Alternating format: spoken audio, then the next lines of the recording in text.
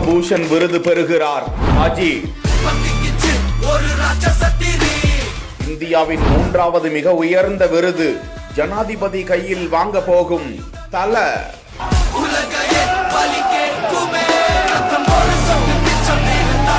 ஒவ்வொரு ஆண்டும் குடியரசு தினத்தை முன்னிட்டு பத்ம விருதுகள் அறிவிக்கப்படும். இந்த நிலையில் இவ்வாண்டுக்கான குடியரசு தின விழாவை முன்னிட்டு தமிழ்நாட்டை சேர்ந்த ஏராளமானோருக்கும் பத்ம விருதுகள் அறிவிக்கப்பட்டுள்ளன. அந்த வரிசையில் அல்டிமேட் ஸ்டார் அஜித் குமாருக்கும் இந்தியாவின் 3வது மிக உயர்ந்த குடிமகன் விருதான பத்மபூஷன் விருது அறிவிக்கப்பட்டிருக்கிறது.